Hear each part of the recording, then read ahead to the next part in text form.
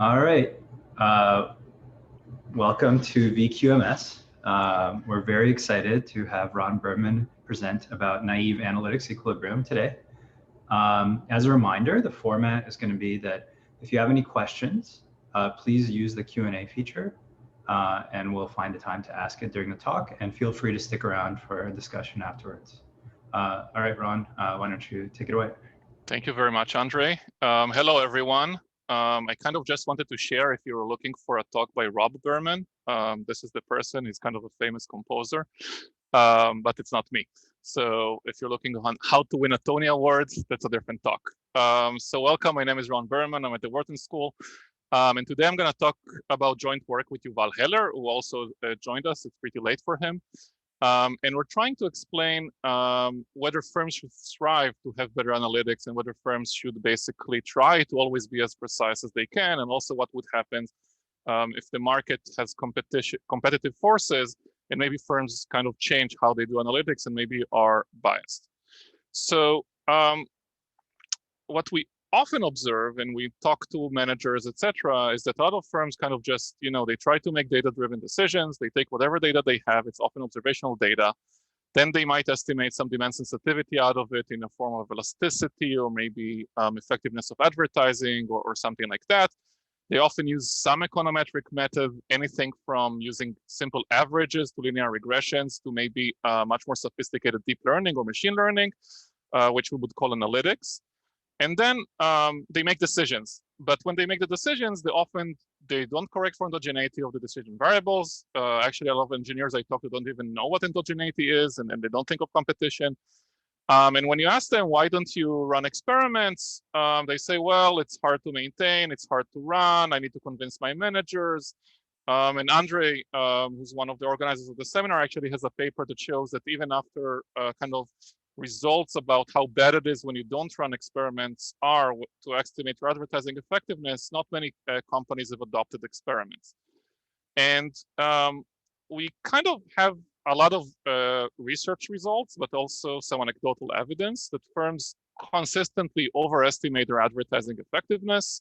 So this is kind of a quote from Steve Tadelis's paper. Returns from paid search are a fraction of the non-experimental estimates. We also saw Brad Gordon's paper presented here that if firms kind of don't correct for endogeneity, they will overestimate their advertising effectiveness. Brad, Gunther, and Anna has a similar paper that tries to show that for TV advertising. What we also see is some evidence that firms might be underestimating price elasticity. So for that, we don't really have, someone who went into a company, took the data out and said, this is what they did and this is what they should have done. But what we do observe is that all of the research that tries to estimate price elasticities say, if we take the data without correcting for endogeneity, we will basically underestimate price elasticity and think that consumers are more price elastic than they actually are. And finally, Kanishka has a really cool recent paper published. There's also an AR paper that kind of tries to analyze what happens when you let algorithms do pricing kind of in a dynamic way. And what you learn, or you see that they often learn to collude. They somehow get to agree to raise prices in a kind of a collusive way without explicitly trying to do that. And what we're trying to do in this paper is try to understand, first of all, how can that be? Why does it happen? And also, is this kind of good for firms or not? So I'm going to try to answer 4 research questions, okay? I'm going to try to answer, can naive analytics be better for firms, or can they benefit firms? The second question is, which direction of biases are going to be beneficial for firms? And is it better to kind of bias upwards or downwards from the true elasticity of what you're measuring? We're going to ask, what is the effect on the equilibrium strategies and the payoff strategies? You can think prices, advertising budget, things like that, payoff or just profits. And finally, we're going to ask, okay, this is kind of a theoretical exercise. Is there maybe an impact for empirical analysis or some empirical work that we do that is based on a lot of these assumptions, okay? At this point, I know this was a very short introduction. I will stop, first of all, if there are any questions, but let me also answer a few questions that often come up when I present this work, okay? So the first question, is this going to be all theory, okay? My answer is kind of yes, okay? But towards the end, I'm gonna show you where it applies to empirical IO work, okay? So I'm not gonna have data, but I'm gonna do a standard analysis that is done in empirical IO research, and I'll show you how it applies to that. A lot of people ask me, okay, you say analytics, what is analytics, okay? I'm gonna be very explicit in defining it, but you can think of a firm that just takes data, and by looking at the data, they do some analysis, and they try to find the optimal price, advertising, or a different decision that will maximize their profits, okay? They're not like kind of all-knowing, they don't know a lot of things, they just try to change things until they find the maximum profit. Then a lot of people ask me, what do you mean? Like, you tell me if I collect more data and I make more accurate analysis, etc., maybe I'll be worse off. And the answer is yes, you might be worse off, and I'll show you under what conditions, but also you might be better off, and I'll show you under what conditions. And finally, when we present this, let's say in an economic seminar, there's a lot of questions, what about the other related work? I'll get to it towards the end. There's a lot of theory related work, and I'll tell you where we are different or not, but I'd rather not jump to it now, okay? So beyond that, are there any questions, Andre, so far? Good. Hey, Ron. Yes. Ron, this is Kinshuk. Hi, Kinshuk. Hi, how are you? So question is that over time, what's your sense? Is the naivety in analytics increasing or decreasing? It's a good question. So I think among the large players, so let's say Amazon and Facebook, etc., the naivety is decreasing. And actually, we might even be able to explain why. Over the smaller players, we're not sure. And it actually would depend on how competitive the market is. The more oligopolistic the market is, we should see more naivety, and the more competitive it is, we should see less naivety. But actually, I don't have data to support, like if this is a prediction. Okay. More questions? Okay, so let me start in presenting our model. Our model is very generalized, okay? We assume there are n players in the market. You can think of them as firms, okay? Those players, those firms have payoffs, which we designate as pi I, which depends on two inputs. The firm's actions or strategies, you can think of it as the price that they're setting, or the advertising budget, or anything else that can change continuously to impact the profit. And on the demand, the realized demand. So when they change, let's say, their price, there is a realized demand, and the price and the demand together determine their payoffs. What we assume is the demand depends also on the strategies of the other players, x1 to xn. And we assume the demand is unknown, the demand function, but I'm going to be explicit in what way it is unknown in a few slides. And the game has two stages. In the first stage, the firms hire a data analyst, and they tell the data analyst, we want to set prices. So I'm going to mostly talk about prices. Towards the end, I'll talk about advertising. We want to set prices, so your job is to take the data that we have and estimate what is the demand sensitivity to our prices. So if we increase the price or decrease the price, by how much the demand will change, okay? After the analyst makes this estimate, the firm takes this estimate if it is correct, and just sets the optimal price that they think they should to maximize their profit, okay? If I could ask. Of course. So this is a static model. Correct. And you mentioned the algorithmic pricing literature like Halvano and others, which is inherently dynamic, reinforcement learning, et cetera. Right. Is there a way where you're going to be able to map the two? So I'm going to give kind of like a dynamic evolutionary game. So that means that over time they converge to something. So they start, let's say, accurately, and then they converge. So they make small changes in that. But we haven't fully made like a full dynamic model game. So we can model it, but it is under a static model. So that's partial. Okay, I'll get to it and I'll explain. Sure. Actually, may I ask a clarifying question also? Yes, of course. Just when you're describing this. So related to Steve's questions, like what's the data generation process that we should think of that generated the Qs and the Xs and the data that the analyst observes? Great. So let me get to the next slide and I'll explain it exactly. Okay. So what is this data analyst thing, right? And this is what the firm wants to do, okay? So what happens here is we're assuming there is, let's call it a fixed or a static demand function, okay? And what the firm is, the only thing they're trying to say is we're trying to find what is the price that we should set to maximize our profit, okay? This is what the firm wants to do. So if the firm kind of knew exactly what the payoff function is, they could just solve the first order condition. they will take the derivative with respect to xi their prices and say, okay, I'm gonna make it equal to 0 and set the prices. Now, what we assume happens is that we're assuming the firms kind of have zero knowledge, okay? They basically, what they do know is they know the following thing. If I decrease my price and the demand remains the same, then I know how much my profit goes down, okay? It's just the difference. If I don't change the price and the demand increases or decreases, I also know how my profit changes. What I don't know is how consumers respond to changes in my price. And of course, it also depends what are the prices of others. So what we assume the firm does is that they hire this analyst. And now let me explain what the analyst does, okay?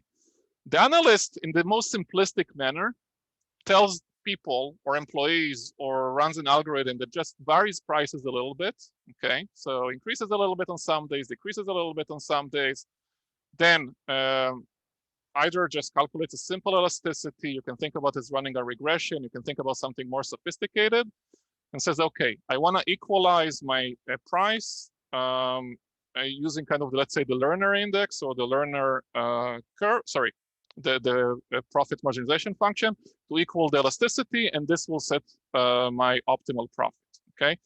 Another way to think about it, I decrease my prices someday, I see if my profit goes down. Okay, so I increase my prices the next day, I see if my profits goes down, and I change it a little bit until I converge, okay? Both of these are consistent with what we're assuming. The way we write it mathematically is to say the following thing. There is a true demand sensitivity dqi to dxi. The analyst has some inherent bias based on the method that the analyst is using. So let's say the analyst uses a linear regression that doesn't take the prices of the competitors into account, or a linear regression that doesn't take into account that the prices are endogenous. So the analyst has this bias alpha I. When the analyst is unbiased, the alpha equals 1. When the analyst is biased, the alpha is either less than 1 or more than 1. And then what the firm does is they set the price that solves the biased first order condition, okay? Now to answer your question, Kanishka, okay? How can analysts be biased, okay? Or what would cause them? Here are two examples, but it's really easy to create that, okay? So you can think about it. The analyst tells the employees, there are many, many stores. The analyst tells the employees of the company, on some days just give discount, and on some days don't give a discount. I'm gonna take the data later on, and I'm gonna estimate the price elasticity. Well, the employees, maybe they're busy on days with high demand and they're free on days with low demand, so they give a discount, or they're just on rainy days, there's lower demand, so they give a discount to increase sales in that company. Whatever they do, they create a correlation between demand and prices, so classic price endogeneity, and the analyst just takes that without taking that into account, just takes the data as is and runs the analysis. A more sophisticated one, this is similar to your paper, Kanishka. Two companies, for whatever reason, they have correlated prices. So let's say they give discounts before weekends, or they're running algorithms to try to solve a multi-armed bandit, and they create a correlation. The analyst takes the data, doesn't take the correlation into account. And what we show in the paper is that this will create a bias alpha I, which is actually lower than 1. So the firm will underestimate the price elasticity compared to the true one. Does this answer the questions? Okay. So once I've defined what the game is, what the company does, and what an analyst does, we would try to define an equilibrium concept. We call this the naive analytics equilibrium concept. It has two parts. The first one is what happened in the second stage. In the second stage, we're saying if the firms are biased, they all set their strategies to maximize their biased payoff, right? Or basically, they're solving the biased first order condition, and at the strategy, the biased second order condition will hold. So whatever biases biased analysts the firms hired in the first stage, they will play an equilibrium that matches those estimates in the second stage. And then what is a naive analytics equilibrium? It's a pair of bias profiles and strategy profiles, where in the second stage, the players, the firms are playing an alpha equilibrium, while also their payoffs are maximized. This is the real payoffs. This is not their perceived payoffs. That is, if they deviate to a different level of analysis, to a different strategy, they change their analyst, they hire someone else. If that happens, then actually their payoff will go down. So naive analytics equilibrium is not when firms think they're making higher profits. They're actually making higher profits given that they are biased, okay? So now I'm gonna stop again to answer a few questions that I know often come up, okay? So the first question is, what do data analysts actually do in this model? I think I answered that, but you can think about it. They tell employees to generate variation in the data. They don't take the correlations into account, or two competing firms for whatever reason have correlation between them, and they do that. A common question that comes up is, do the firms or the analysts know that they are biased? And the answer is they never will know that, because everything they do is consistent with this data. It's not like in other models where we see they think they're making higher profits, but actually their profits are lower. They know the exact profits, they know the exact demands, they know the exact prices. It's just the way they do the analysis is a misspecified model. As a result, it's all consistent, okay? Going to answer Steve's question, why would firms hire naive analysts knowingly, or how would we even converge to that? So you can think about it as the following way. Imagine a firm has 100 analysts, and every year they fire the ones that yield the lowest profits in their department and keep the ones that yield the highest profits in their departments. I will show you that this converges to all of the analysts being biased in the market. So this is one way to think of dynamics. So every year the firms replace the analysts with the ones that make higher profit, or they choose someone randomly and they fire them if they make lower profit and keep them if they have a higher profit. Another thing I'll show you is that the naive analysis is the best response of the firm to anything the other firm does. So even if I start with an accurate analysis and I slightly deviate, so this is where the dynamics are coming from, my profit will still increase. So this way I can explain how two firms can start with very accurate analytics. Let's say they're running experiments, and one of them just hires some analyst who is biased, they don't know endogeneity, and it turns out they have a higher profit. So they switch to that, and then the other firm responds and switches to that, and actually they will converge both of them to naive analytics. Okay. I have to say, Yep. that I've seen firms hire naive analysts mostly because they're naive themselves.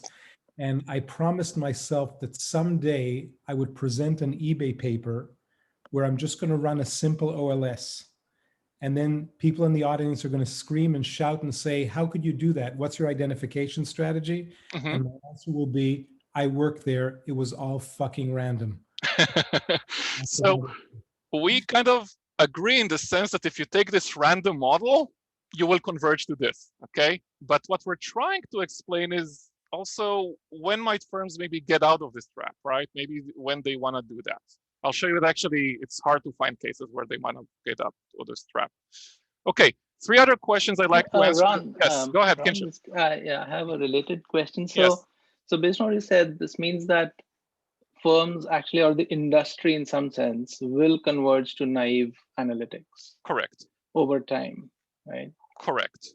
And so, I'll show the conditions. So they'll fire people with experiments and hire people with OLSs over time. But yes. I mean, my sense seems to be that the opposite seems to be happening. I don't have data, of course, but just from like, general whatever reading or whatever, the opposite seems to be happening. Right. Like over time, industry analytics may not be perfect, but is improving.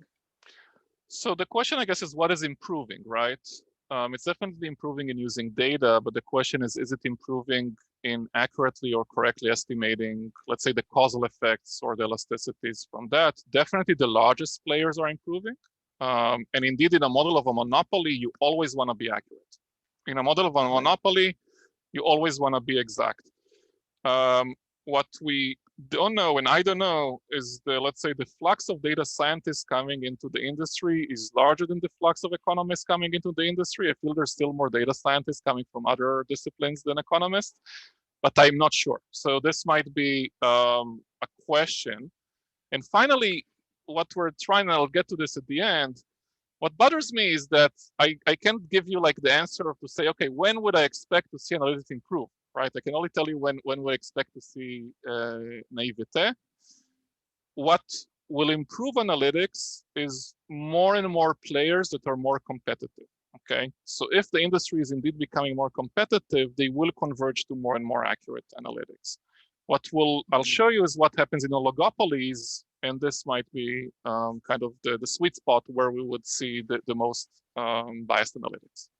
So I have a follow-up question quick. So Yes. you just said that in a monopoly, you want to be accurate. Right. And you also said that more competition, you want to be accurate. Right. But the result you just said was that we will converge to something inaccurate. in So oligopoly, could you just clarify that? Yeah. So in oligopoly, let's say 2 players, 3 players, 5 players, etc., we will see. So the most biased is going to be 2 players, okay, and 3 players is going to be slightly less and slightly less. And when you go to infinity, you will go back to accuracy, okay. And the level of misaccuracy depends on how far. So that's very interesting. That it matters the number of players in the industry. It does. It's some sort of like it's non-monotonic apparently. It is like non-monotonic. 1, it's accurate. At infinity, it's accurate, but in between, it's not. Right. Okay. So let me move forward. Yes.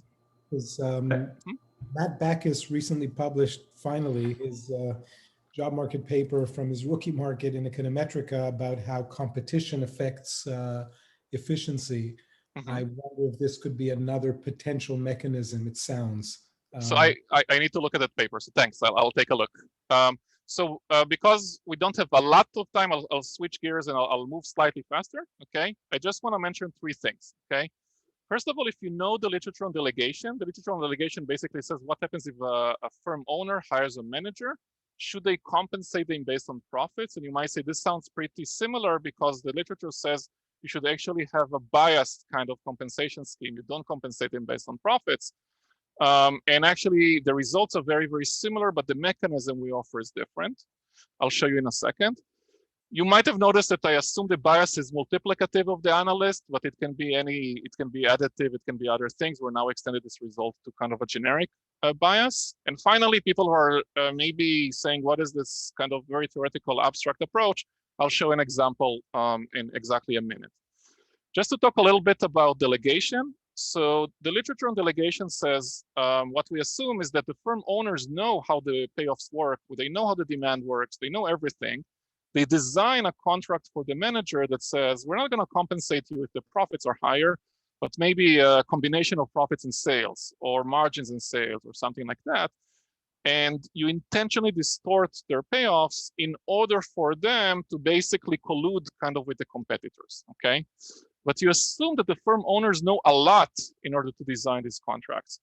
In our model, although we will converge to a very similar result, we assume that the demand function is actually unknown. Like you don't know what they are. It's hard to assess them. You need to maybe run experiments, but the firm owner doesn't exactly know that. We assume that the analytics can be biased, while in the delegation, they assume the analytics is always accurate. And as a result, the analyst and the firm owner are aligned. And why do I mention that? Because a lot of explanations for why you see, let's say, biased estimates of advertising is to say moral hazard, right? So the marketing manager has no reason to show that their advertising is not working. Here, we're trying to show actually the firm owner and the marketing manager will have aligned incentives and still they will converge to being biased. Let me walk you through an example, okay? This is something I hope everyone knows. This is very simple differentiated Bertrand competition, okay? We set specific numbers for the parameters. And this is the standard game we're assuming, right? The demand of 2 firms, I and J, behaves like that. These are substitute goods. If firm J increases prices, then my sales increase. The payoffs are just the price times the quantity. There are 0 marginal costs. Now let's look at what happens in the equilibria when both firms, for example, set their accurate analytics, alpha equals 1. Or when a firm deviates, and I'm not going to show a small deviation. I'm showing you directly the equilibrium number, but it will converge. When a firm deviates to basically underestimate the elasticity, think that consumers are more elastic. So firm 1 will increase its prices. As a result, firm 2 will also best respond and increase its prices. And in equilibrium, what you will see is that both firms increase their prices. Because we're playing differentiated Bertrand competition, if both firms choose to be biased, basically their profits are higher than if both firms are accurate. But notice that even if it's not like an equilibrium that if both of them play it, it's also a best response. If I choose to be biased and the other firm is accurate, I still will see my profits increase. And this is kind of how we explain these dynamics, right? Basically, what we're saying is, I'll get to that in a second, is that even if firms slightly change their analytics, they might benefit even if the other firms remain accurate, okay? Now, let me give you the intuition behind this process. To do that, I need to define another concept. We define something called the ratio of indirect to direct effect, okay? Basically, we took the first order condition. There was a direct, an indirect, or strategic effect. So we divide them. This is the indirect effect. Here, this is the direct effect on the bottom. We put a minus before it, and we define this concept called the ride. Why do we like this concept? Because in Bertrand competition, it's exactly the price elasticity of demand. And in advertising competition that I'll show you a bit later, it's some linear transformation of the ROI. So if firms measure ROI, they're effectively calculating the ride. And if firms in pricing competition measure the price elasticity, they're effectively calculating the ride. Now let me show you the intuition of what happens. When a firm solves this biased first order condition, that is, they're setting, let's say, the price based on naive analytics, it's exactly the same as if they're setting the ride equal to 1 over alpha I, okay? So that means that when they're becoming, let's say, more biased downwards, when alpha I goes less than 1, then they need to increase the ride to match that, and they will change the prices accordingly. What happens in differentiated Bertrand competition? Imagine a firm starts at alpha I equals 1, so they're accurate, okay? And some analyst randomly, as Steve says, comes and ignores the data or runs some random regression, and by whatever mistake, they end up decreasing alpha I. They end up introducing a bias that says to the company, you should increase your prices, okay? So if alpha I goes down less than 1, then the ride, okay, needs to go up because it needs to match the price elasticity. Sorry, it needs to match 1 over alpha I, and the ride is the price elasticity. So in this case, the best response of the firm is to increase XI, is to basically increase prices. The effect on the firm's payoffs will depend where currently the firm is in its analysis bias. If the firm currently has alpha I more than 1, then increasing prices is beneficial for it. If the firm currently has alpha I less than 1, and remember we started at 1 and we decreased, it actually will lower its profit. But there's also a strategic effect of the competitor. The competitor sees me increasing my price. As a result, in differentiated Bertrand competition, they will increase their price. This is their best response. And this is good for my payoffs. So what happens is we have opposing effects here. I lower my alpha from 1. My payoff goes down from the direct effect, but increases from the strategic effects. And they will only cancel out when alpha I is less than 1. Which means what the firm does is they try a little bit, maybe above 1, below 1, above 1, below 1, and in the end, they converge to alpha I less than 1, okay? And then we prove in the paper, this game has, and in the paper, we do it for n players, and we do it for generic parameter spaces. There's a unique naive analytics equilibrium in this game. All firms will have alpha I star less than 1, which means they think consumers are more price sensitive than they actually are. This will cause them to set prices above the Nash equilibrium. So they're able to coordinate or to collude in setting higher prices. And at least in this type of game, when the firms are strategic complements because the products are substitutes, this will allow them to actually reach higher profits than in the Nash equilibrium. So, so far what I've shown you is results about a specific game. And the question is, can we generalize this to more general games, and what will determine if firms are biased upwards or downwards from the accurate analysis. So to remind you, I had 3 questions I wanted to answer, okay? The first one was, can naive analytics benefit firms? The second one is, which directions of biases are beneficial?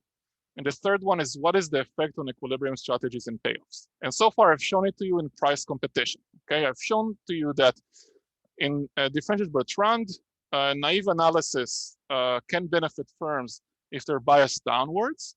I've shown that in equilibrium, the bias will be downwards, and they will underestimate price elasticities.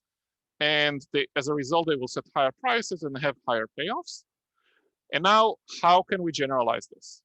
So in the paper, what we do, and in the analysis, we're trying to look at 4 types of derivatives of the payoff functions, okay? We have the own derivative. So what happens to my payoff, the partial derivative, when I, let's say, increase my price? So in this case, my demand will go down. If I increase my price and demand is fixed, let's say my profits go up. Or in the case of advertising, if I increase my advertising budget, but demand stays fixed, my profits go down because I spend more money. We also look at what is the direction of the payoff externality. Is it better that the firms increase their strategy or decrease their strategy, increase their price or decrease their price? And then we look at 2 other derivatives. How does this concept of the ratio between the indirect and the direct effect, how does it change when a firm changes its own strategy and when the competitor changes their strategy? And we're going to make the following assumptions. We're going to assume they are monotone, so they either are all increasing or all decreasing for all of these values of strategies. And we're also going to assume that they have the same direction for all firms, okay? So either all firms, when demand is fixed, have, let's say, a negative change when they increase their strategies, or all firms have a positive change when other firms increase their strategies. And this way allows us to map basically all types of games you can think of.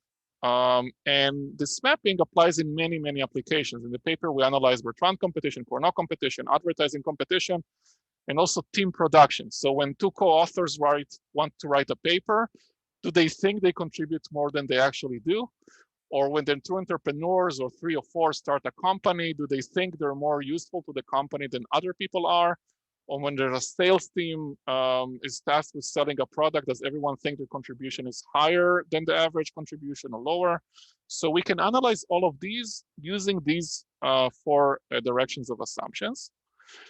And the first thing we do is we classify games into 2 types. We show that if the direction of my own right derivative and the direction of the competitor's right derivative, they don't agree, then the game has strategic complements. And we also see that if the directions do agree, then the games have strategic substitutes, okay? And because I do have some time before I reach questions, let me just briefly show you the proof for that, okay? So the idea is as following, right? What is a game with strategic complements? If I increase my price, then the best response of my competitor should also be increasing their price, okay? So suppose I increase my price, okay? And let's suppose the competitor's right increases, okay? That means that the right derivative of the competitor is positive, okay? When would then, what would then the competitor do as a best response, right? Remember, the competitor wants to set the ride to match 1 over alpha j in their case, right? If their ride increases, right? And if they increase their price, then the ride basically will decrease, right? And this is exactly the direction they would like to have, okay?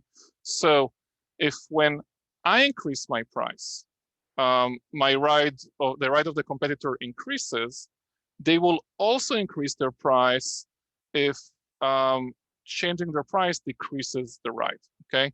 So what we have here is we need the directions of the ride changes to be opposite in order for when I increase my price, the other competitor will also increase their price. And it works the same way for strategic substitutes. So we have these 4 derivatives here. And then we summarize all games we could think of using this nice table. So these are the main results of the paper. And let me go through it very, very slowly, okay? First of all, let's look at cases of price competition, okay? We can have price competition when the products are substitutes or when the products are complements. If you write it, you will see that when the products are substitutes, the prices are actually strategic complements, and when the products are complements, the prices are actually strategic substitutes. We then see that we have two cases of what happens to my payoff when I change my own price to what happens to the payoff of the competitor when I change my price. In both cases, and this is the interesting case here, the company or the analyst would converge to underestimating the demand elasticity. So in all types of price competitions, what we will see is that the analyst converges to a lower demand elasticity. This will result in higher prices than the Nash equilibrium. But if we're in a game of strategic complements of substitute goods, which we often see, let's say, in the research on yogurt, then the profits are going to be higher than the Nash equilibrium. But if the games are of complement goods, which actually we don't see that often in the literature, then the profits will be lower because we get a prisoner's dilemma. Now let's look at the other example, which I think happens with advertising. So we can have two types of advertising. We can have advertising with positive externalities. So when the other firm advertises, the market increases and it's good for me, maybe because they bring attention to my product. We can have advertising with negative externalities. When the other firm advertises, they poach away from my demand, and actually it's bad for my product.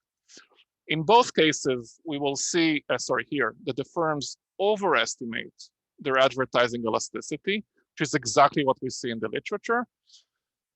In both cases, the firms will over-advertise and will choose to advertise above what they would have done if they knew the actual response to advertising. It is good for them if this is with strategic complements, if it's market increasing, and it's bad for them in terms of profits if it lowers the profits, okay?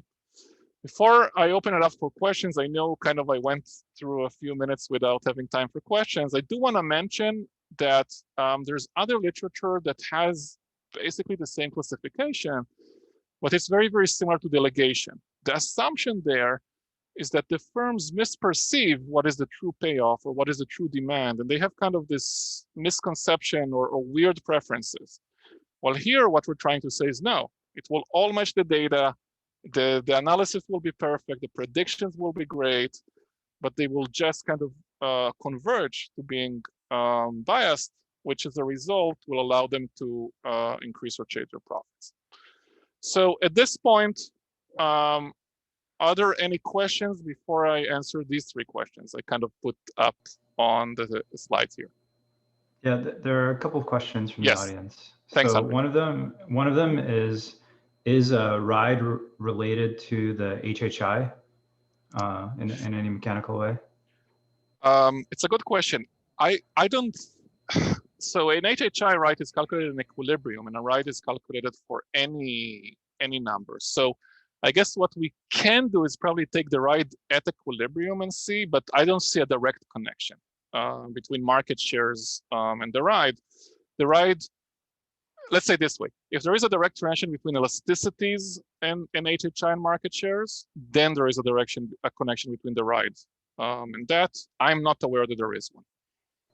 Okay, great. Mm-hmm. And then another question is, I think this goes back to the question about thinking about dynamics. Mm-hmm. If you had a Stackelberg game, how would this work?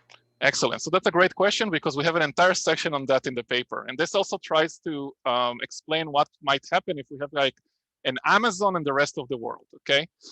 So what we're able to prove is, suppose there's a Stackelberg leader, let's call it Amazon, that can commit to some pricing strategy, and they have accurate analytics and they know what the world will do and everything else. But they are aware that the rest of the players might later in the second stage play a biased game. That is, the smaller sellers on Amazon still need to do their own analysis and they're not as sophisticated as Amazon and they're miscalculating their elasticities. What we show is that Amazon or the Stackelberg leader will choose to set prices that are biased as if they were playing an even analytics equilibrium and choosing to be biased. So that is, even if one firm is kind of all-knowing and can deviate and just take the leader's position, you will still converge to the same prices and still biasness profiles of all of the other players. So this is kind of the connection between stackable leadership or not. If, let's say, Amazon gives everyone analytics which are accurate, etc., which I'm not sure why they would like to do, because it would probably lower their profits, then maybe the solution concept is not robust. More questions? Ron, can I ask about the setup just to make sure? Yes. So, of course. It seems like there is different mechanisms which might generate alpha, as you said in the beginning. And if I understand correctly, so here you assume the firm in some way will choose alpha optimally, right? Given this, do you think so? Did you think about how particular? Do you have several particular stories in mind when the responsive competitor will also just directly shift alpha? Because alpha likely there is some particular way that analysts misinterpret the data. Mm-hmm. I just wonder if you thought what it implies about the So I'll tell you what we've done. Like when we started writing this paper, before we made it so generalized, I literally wrote a simplest linear regression that says, let's assume the firm knows that the demand is linear in prices, right? Like a Bertrand competition, but they have errors there. The only thing they know is, let's say, their own prices, but they don't know the competitors' prices. And they just run a linear regression. So they have quantities, my own prices. I have days when I change my prices. What would happen? Well, you know what would happen. You will have endogeneity. The endogeneity will basically make you think that consumers are more price elastic than they are. That is, small price changes lead to bigger effects on demand. And what we were showing is, depending on the level of noise in the data, and depending on how varied the prices of the competitor are, this is how much bias you would get. Okay, so this is classic price endogeneity. And then what we were trying to say is, and this is where it gets maybe subtle, would the analysts say, okay, this is the analysis I do, or would I add more variables and trying to make prediction better? And every time I'll just set prices to see which one gets me the most profit, okay? So in a sense, what I have in mind is a firm does prediction. They never run an experiment or use instruments to know that their causal prediction is wrong. And the prediction always is correct. Okay, so I hope that answers, okay, the question. What we were also able to show is that even if the firm, let's say, takes the prices of the competitors into account, but they don't take the correlation between them into account, which might happen, you will also get the same result. Does that answer the question, Andre, or not exactly? Somewhat, right? Because I mean, you treat alpha as a choice variable. And no. That's okay. So that's important. If it's a choice variable, it means you are aware that you're biased and you're doing that, right? What we're basically saying is that firms try all sorts of things and they just pick the one that gives them the highest profit. Okay, and that's important. They kind of, I never run it's important. I never run an experiment like Steve did to say that my advertising is negative ROI. I just always say, I make decisions, and if my profit goes higher, I continue, and if my profit goes lower, I go back. Okay, that's the only thing you do. If the firm is kind of smart, okay, and they say, we know we're going to be biased, then you can think about it in the other way. They're running the experiment tells them this is the price you should set. They're aware everyone else is biased, so they're also biasing their price, and this is kind of the stackable leader approach. Okay, so both of these things are correct in this model. They are equivalent. What you wouldn't have, and this is where we're trying to work it out, but it's complex. What happens if 5 firms are sophisticated and 7 are not, or something like that? So this is where it's unclear, okay? But they're not knowingly choosing to be biased, at least overall the market. Andre, more questions? Okay, I want to get to the cool applications, okay? So this first question is maybe answering Kinshir's first question, right? Okay, so we know that in what types of competition will we see bias upwards or downwards? What I haven't shown you is what happens with the number of players. In complete competition, basically the equilibrium is that we'll have accurate analytics, and in monopoly is you want to have accurate analytics, and in between you kind of go up and then slowly down. Also, the level of asymmetry between the firms matters to how much bias you will have there. This is actually pretty hard to analyze. What we're able to show is that if you have a two-player game with asymmetric players, they will also choose, though, to have the same level of biases, okay? Okay, I've talked about prices a lot. I do a lot of research on advertising. I do less research on prices. So the next thing I'll show you is how it works for pricing. And finally, if you remember, people asked me, or I asked myself, this is going to be all a theoretical talk. So I'm going to show you an empirical IO application in the last 13 minutes that I have, okay? Let's start with advertising competition. The model is very similar to before. We have a demand of the firm and we have the profits. What we have with demand is AI is the baseline sales of the firm, BI is the effectiveness of advertising, and XI is the budget, it's just dollars. We put a square root here to assume there's decreasing returns. CI is the interaction or the externality from another firm. If CI is positive, it means it's kind of market expanding, and if they're advertised, it's good for me. If CI is negative, it means this is trade competition. If they advertise, it's bad for me. We assume that your profit is just some price, which is exogenous, times your demand minus your budget, okay? Very classic kind of way to model advertising. Yes. How important is the complementarity between XI and XJ in the third component? So if there is zero complementarity, negative or positive, then whatever the other players do doesn't affect your demand. If whatever the other players do doesn't affect your demand, like you're effectively a monopolist on your own demand, you never want biased analytics. You will converge to the perfectly accurate analytics. Now, the direction, let me show you how that is important. I was asking more about the multiplicative nature of XI. The multiplicative doesn't matter, no. It just needs to be the derivative or up, like monotone, but the multiplication is not, doesn't matter. It's makes it easy to solve. This is how it's important. What we will have in an naive analytics equilibrium, unlike price competition, all the firms will overestimate their advertising effectiveness, and this fits all of the literature that we know. All the firms will over-advertise and will spend a lot of budget because they think their advertising is working.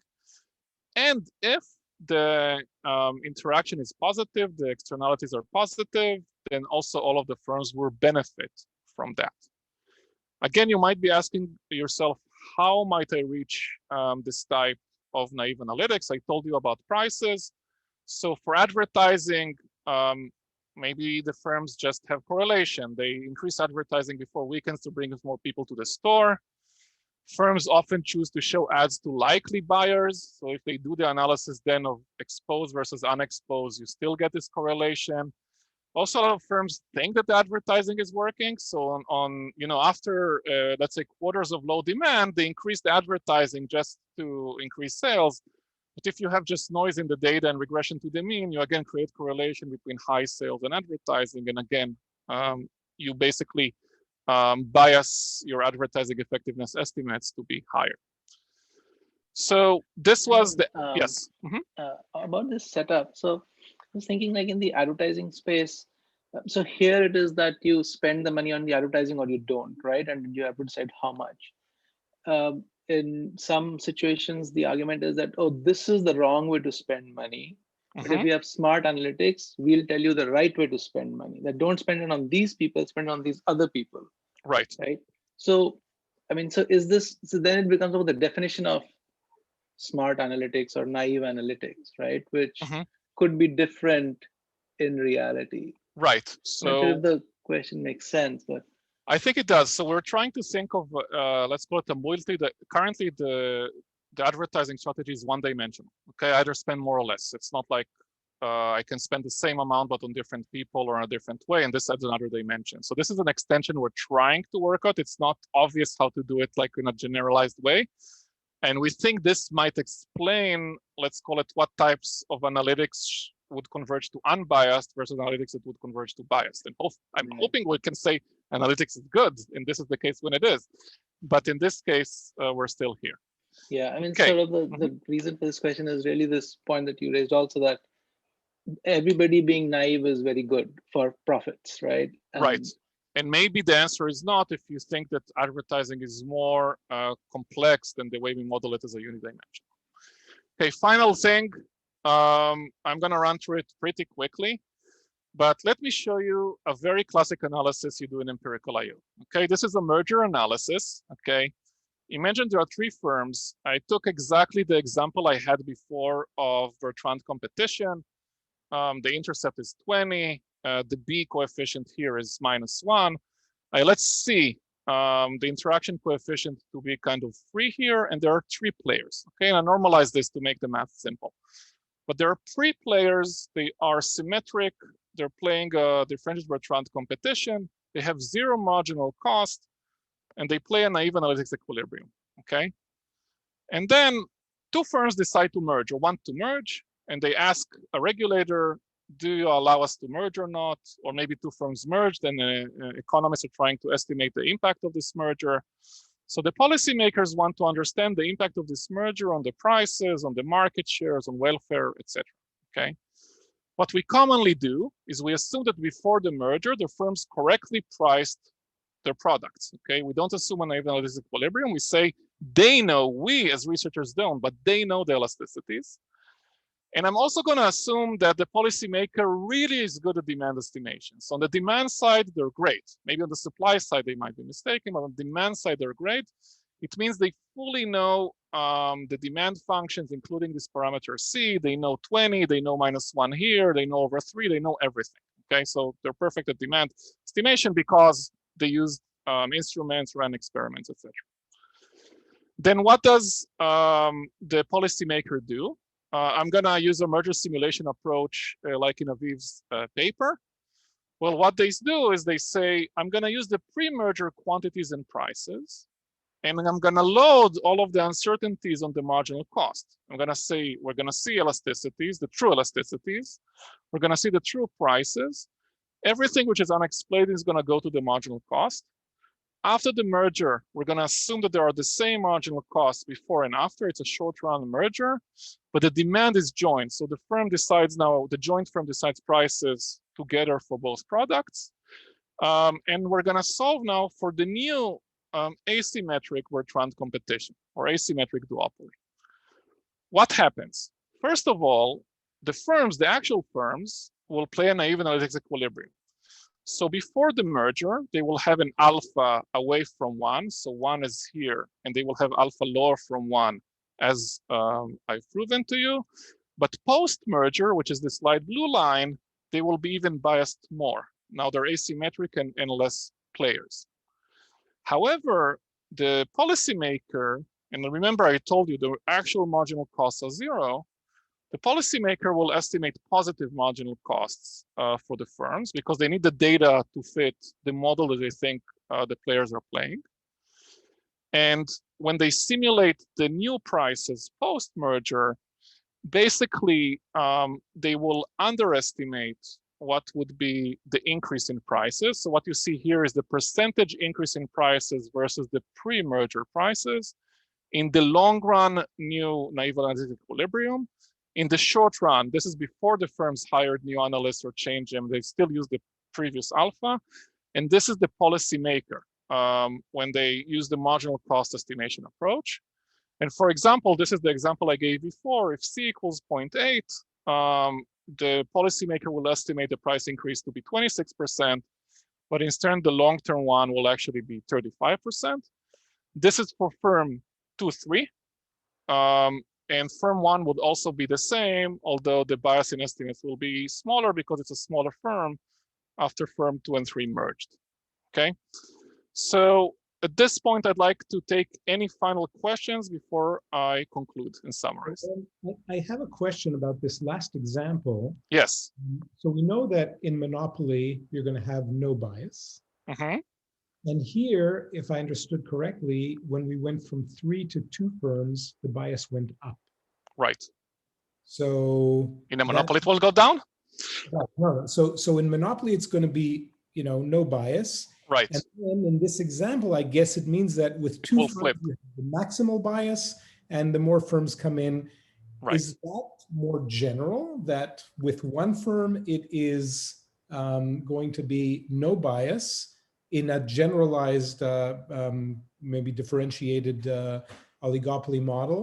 And then the highest bias will be with two firms, and then it will monotonically decrease, because that in and of itself is an interesting. So that is what we find, and it's kind of easy to show in this model, and also kind of the implication is interesting because the direction of the predictions and the mispredictions will also flip if you go from 2 to 1 versus if you go from 3 to 2, and this is also nice.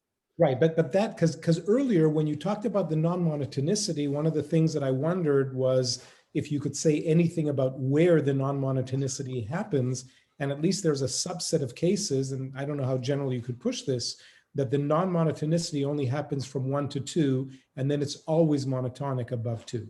So at least for differentiated Bertrand competition, this is the case. I think it would apply to more games, but we need to understand if this depends on symmetries in the game or not. And it's actually hard to solve for more than 2 players with an actual result, but we'll take a look at that. Thank you. Yeah, if I might add, I think it might depend on the strategic complementarity, right? So with 2, with 1, you're just alone. With 2, you have the most. As you increase, it's less and less. And it's the strategic complementarity that is leading to everybody benefiting from naive. Yeah, basically the effect of someone deviating to biasness is much smaller when you have a lot of players. Right. Because the point is that if I increase my price, you also increase, my competitor also increases price. And that effect is strongest at 2. At 1, there is no competitor, strongest at 2, and then it goes down in strength.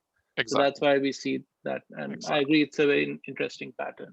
Nice result. Okay, I'm gonna skip the related work. Trust me, there's a lot of it, okay?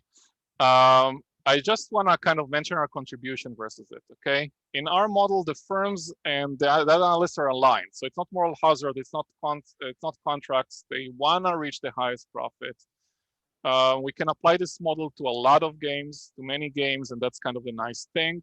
And we also can explain why players don't eventually learn to correct this misconception. It's not they're saying they start with bad estimates and they never learn. They actually kind of start even with good estimates and they converge to maybe bad estimates. To conclude, our model, at least the way the paper currently is written, tries to explain empirical and observed phenomena, okay? Overestimating advertising effectiveness, underestimating price elasticity, and overconfidence in teams. And the model allows you to do all 3 of these. It has potential implications for counterfactual analysis and also maybe predictions about biases in actual reality games. Finally, this is kind of normative implications. We teach all of our MBAs, at least this is what I teach now, run experiments, make accurate decisions, calculate everything. But actually, sophisticated analytics might harm your profits in competitive environments. And it's kind of interesting to understand, do firms realize that and kind of implicitly convert to their thing? Or maybe we're pushing too much, be accurate, better analytics, be accurate, but then they might apply it in a way that will lower their profits. I know we're out of time. I'm still here to answer any questions. Thank you very much for joining the seminar, and thank you for listening.